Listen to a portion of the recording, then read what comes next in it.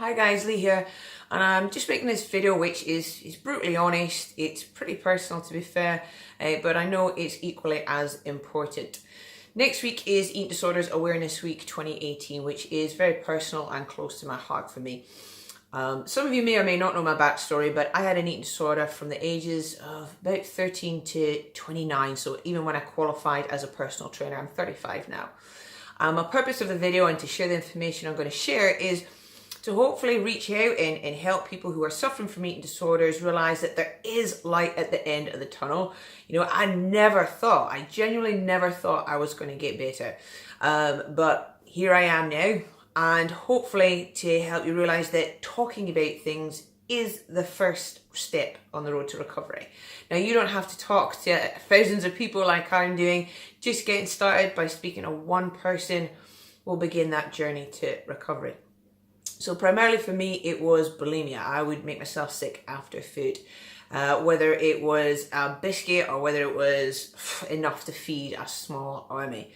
And it wasn't about weight, it was about control and a form of self-harm as well.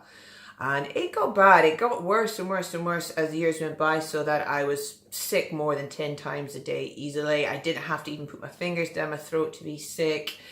I lost friends, I lost relationships, I spent a shitload of money buying food. I lost 4 of my front teeth, I had to get them rebuilt. I spent 2 years at the maxillofacial unit in Aberdeen getting those rebuilt. They now have crowns on them. I really did lose a lot to it, and do you know what, most of all, I just lost the experiences that lots of people have from the ages 13 to 29. So basically their teenage years and their 20s. I feel like my eating disorder stole that from me. But at the time it was my best friend, which might be quite hard for people to without an eating disorder to relate to that. But it was like my best friend. It was always there. But then on the negative flip side, it was always there. And I managed to keep it hidden for years. I didn't tell anybody. It was a big old secret. I was a professional liar when it came to food. And the fact that I lived away from home, I worked away from home for lots of years, that it was easier, so to speak, to keep it all hidden. And you know what, I tried various things, and different stuff will work for you if you do suffer from an eating disorder. You know, I tried counselling, I had counsellors, various ones in Scotland and in England.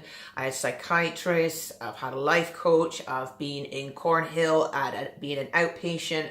I've tried lots of different things, and I'm not quite sure whether it did help a little bit, but I still wasn't in that position. I think I just wasn't ready to get better yet. And the time came when I realized that actually, if I continue the way I'm going, I am not going to be here to even speak to anybody. Like, it was pretty bad. I've been heavily overweight, very much underweight, both ends of the spectrum. But you know what? You can actually maintain what looks like a healthy weight and still have an eating disorder. So it's important to point that out too. It wasn't until really I realized, shit, I don't want to die, for lack of being dramatic.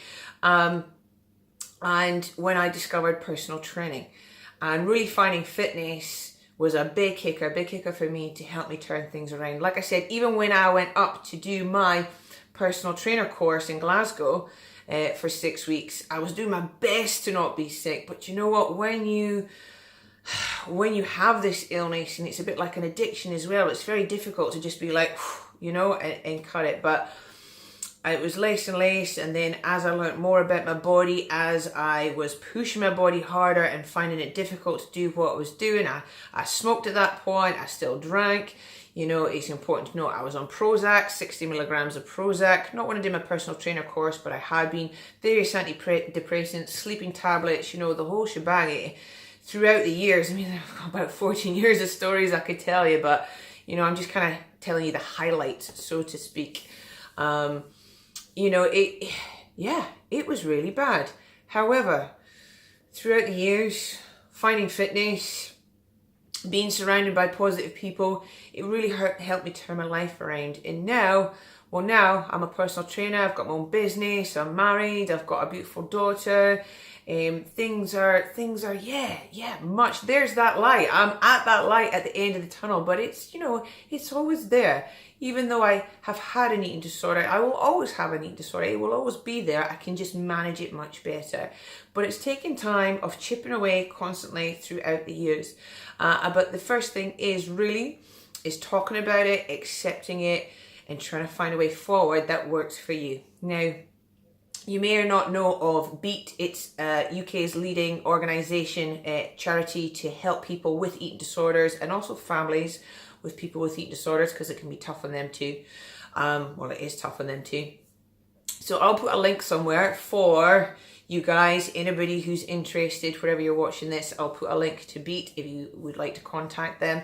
I'm not a counsellor myself, so, I just wanted to share my story, give you motivation, give you inspiration, tell you there's light. Life can completely turn around, but you just got to start by making that little step. So I made a video last year and I always think twice about hitting that publish and that upload button, but you know what? It's an important thing to do. So feel free to share this as well, guys, if you know anyone that it might help, or if you just want to share it to help raise awareness, that would be awesome. But yeah, I hope it helps. Thanks.